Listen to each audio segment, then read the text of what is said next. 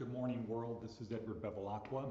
This is Monday, November 26, 2018, here in Las Vegas, one of the 7 great cities in the world. But we won't go into that. It's a bit chilly this morning, 43 degrees, so it's just starting. I know in other parts of the world that's not really cold, but here, when you go from 115 in the summer to 44, it's a big swing. So anyway, we're here at Novum-U. We are going to be talking about employment planning workshop, adding value, and but before that, I have a sip of my Duquino coffee, my espresso, which I will give a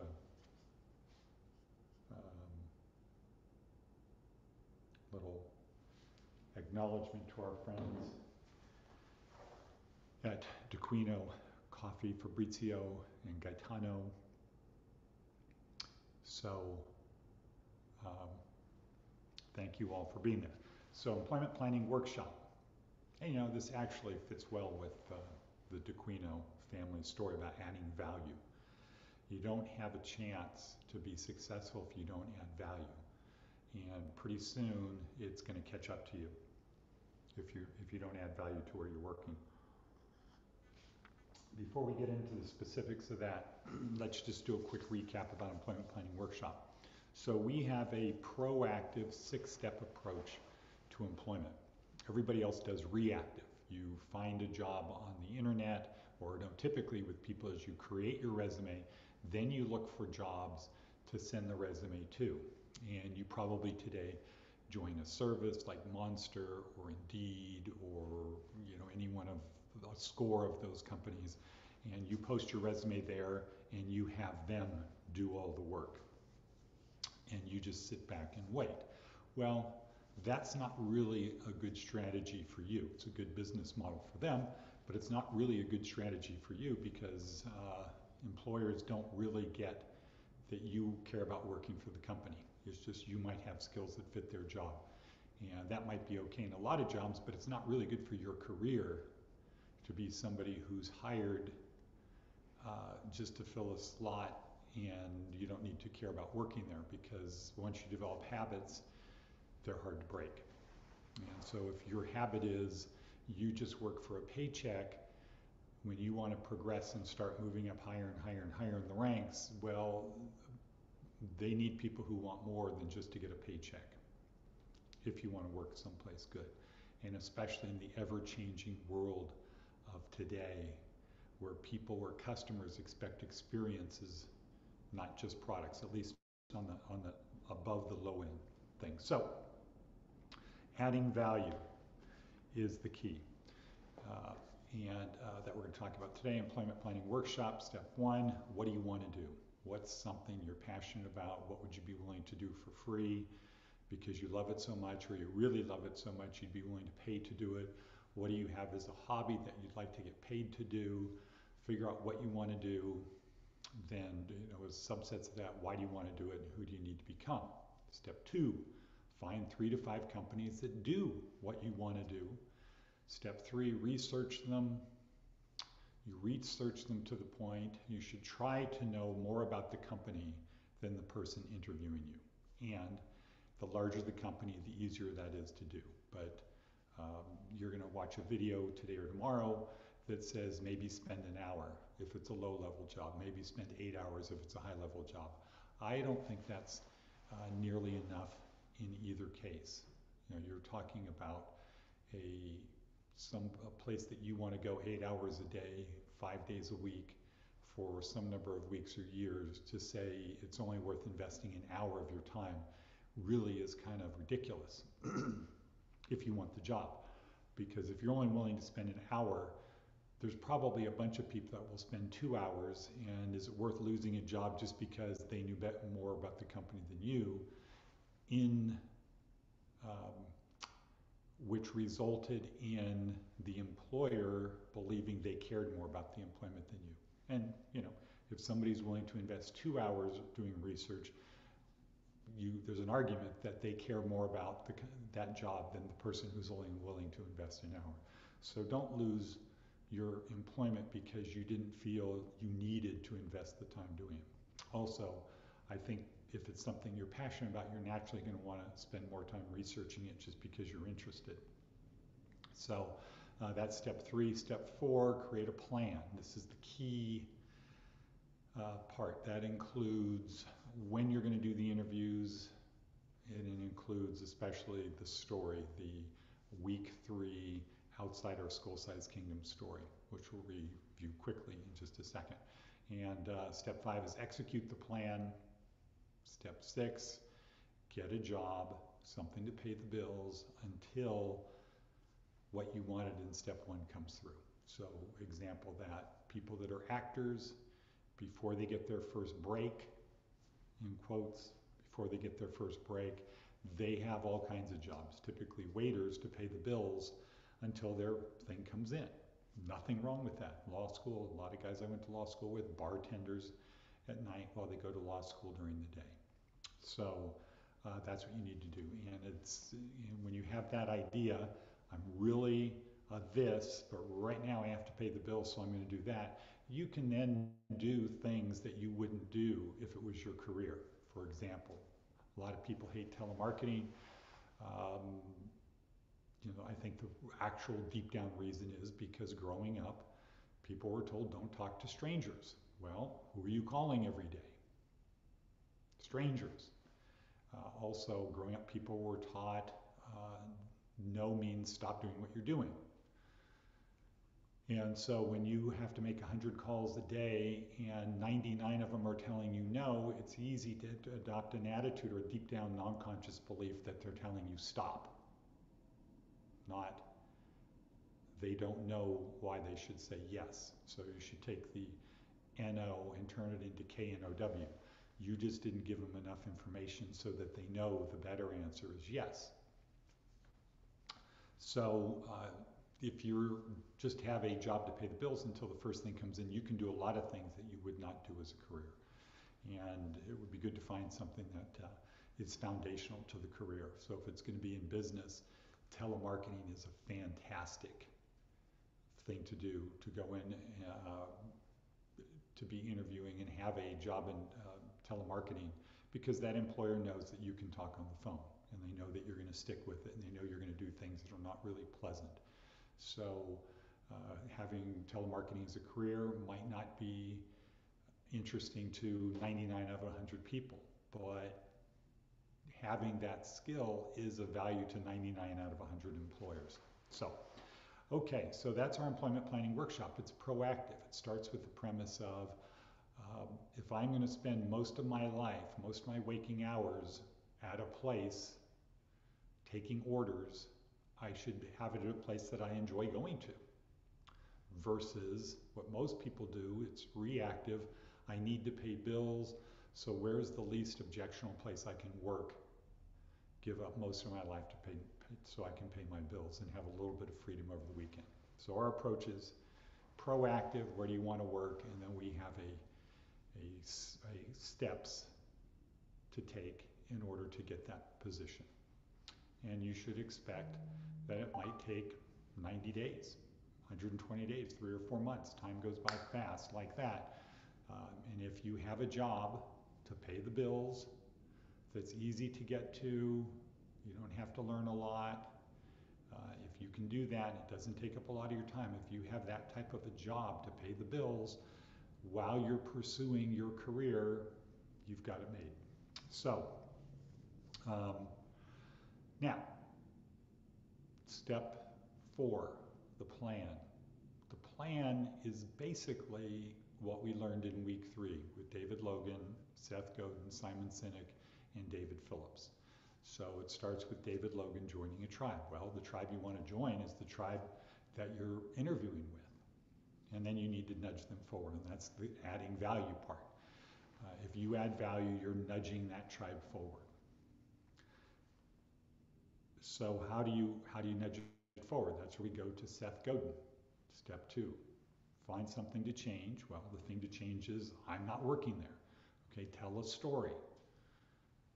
connect the believers, which would be the company, and then lead them, but in this case it would be, we're going to replace that with add value. So find part of the status quo to change. That's easy. I'm interviewing for a job here. Tell a story.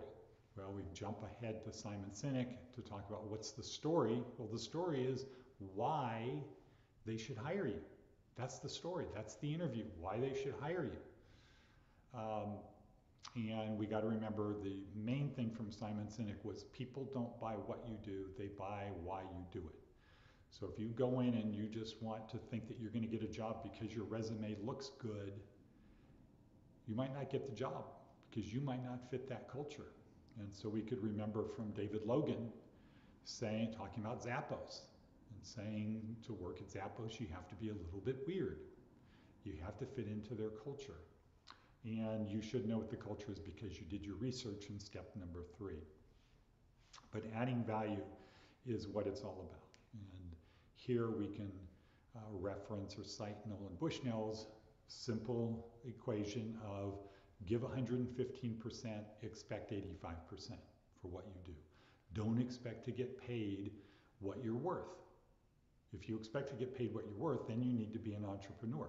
But if you're going to go work for somebody, don't expect to be paid what you're worth because they need to make more money. They can't pay you 100% of what you're worth because then there's no money to pay the bills and overhead and their profit.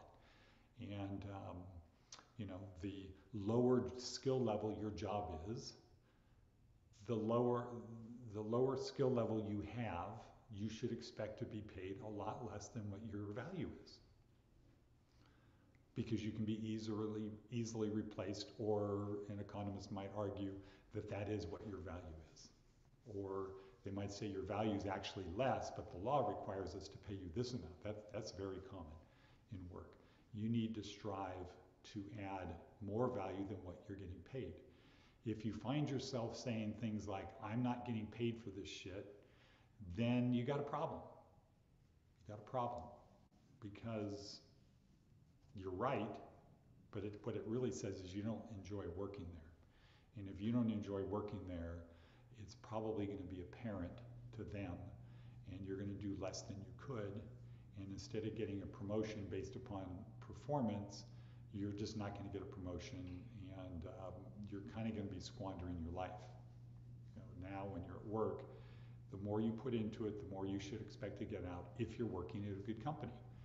That will recognize talent and reward it. If you're at a company that doesn't recognize talent or reward it, then you should think about going somewhere else. It's really simple. They're not signing a lifetime contract to hire you, and you shouldn't think of continuing to work at a place that doesn't appreciate you. But as a starting point, it's vital that you add more value than you take from the company. You want them at the end of the day or whenever they see you to have a thought in their head of, this person gives more than they take. I like this person. This person's a hard worker, not this person's a complainer, or whenever I turn around, that person's going to stop working. That's not, why would you want to have that reputation? Why would you want people to think that of you? If you feel you need to do that because of the work environment, change your work environment. Go someplace that's enriching and fulfilling. There's plenty of employers out there that are virtually every employer out there is looking for people who want to work for them. As Simon Sinek said, if you pay people for money, they'll work for money. If you hire people who believe what you believe, they'll put their blood, sweat, and tears into it. So our employment planning workshop is fundamentally you figuring out what it is that you want to do, what do you believe, and then finding somebody who believes what you believe, or they're looking for people who believe what they believe. Find a company that believes what you believe, and then go work there and add value every single day, not some days, every day. Be appreciative that you have the job. Don't have an attitude, show gratitude. If you do that, and you're in a good company, good things will result. Might take a year, might take, who knows how long it's going to take. I have 2 kids in the military, one in the Navy, one in the Army, both in intelligence. And what I was told by somebody in the Army that's in Army intelligence is the expectation is that you put in 10 years before they start thinking of, can they trust you, or are you somebody who fits in? Are you going to start getting good assignments? You have to demonstrate it first. Amazon, Jeff Bezos. Back in the early days of Amazon, when he was hiring, there's the story, I don't know if it's true, I wasn't there, but it's a story that could be true, should be true, might be true, that he pointed out to people that good companies, good employees are people who work hard or work smart or work long hours. Harder, smarter, longer. And he's supposed to have said, if you want to work at a good company, you have to do two of those three things. You have to either work hard and smart, or hard and long, or smart and long. You have to do two of those three things, harder, smarter, longer. But he said, however, if you want to work at Amazon, you don't get to just do two of those things. You have to do all three. You have to work harder, longer, and smarter than other people. And what I would say, just simply wrapping this thing up, is if you do that, if you have an attitude that I'm going to work harder, longer, and smarter than other people, you're going to be successful. If you don't have that attitude, best case, you're going to be mediocre. If you have an attitude of what can I get out of this, what's in it for me, then you're going to be left behind. And you know, the story of Gaetano d'Aquino, who is one of the large wine importers in the U.S. from Italy, one of the major wine importers, one of the wine importers that provides a product that everybody, the typical person, can afford to buy. Great Italian wines. And he did it because he worked longer, harder, and smarter than his people, and he knew he had to add value to his customers. And in his office, upstairs in his sort of like a museum art gallery, one of the things he has framed is his work clothes, kind of a jumpsuit, that he used to wear while he was here in the US trying to build his business, not trying, well, he was building his business, and his family was back in Italy waiting for him to make it so that he could afford to bring them over. And his customers saw that this was a guy who was willing to work harder, longer, and smarter than the other choices they had, that he would provide value. And I think they have a slogan that is about family tradition and adding value. I don't see it on here, but I believe it's on every bottle of wine that they sell in the US. So, simple takeaway from today, add value. Just add value. Don't think in terms of you're owed something, just add value. Add value, work at a good company, you will be rewarded. And if you're not rewarded at the good company and you want to go to some other company, your resume and your accomplishments will speak for themselves. But if you decide you want to be mediocre or less than mediocre, you're not going to get ahead. And okay, so appendix after postscript for our people in Reno who just got, 7 people just got hired starting this week. Congratulations once again. You deserve all the credit. Thank you to Latasha and the Las Vegas team who helped them in Reno make it happen, and the other students that we're going to be getting employment to this week. Go out there, express the attitude of appreciation that you're working there, and get in the habit of saying things like, what can I do to help you? What can I do to help you?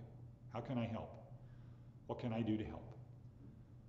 Don't be the guy in the background that's waiting to be told what to do. Just express an attitude of gratitude that you have the job, and the videos that have been shared with everybody, you came across as having a gratitude of getting employment, and gratitude for the program, and gratitude for WellCare helping you get there. You need to take that into work. Don't fall back into bad habits. Have an attitude of what can I do to help? I'm here to help. You can count on me. So Thank you for being there. Thank you, Reno. Thank you for the people in Las Vegas, Casa Grande, and the people in the jail. Look forward to speaking with you tomorrow.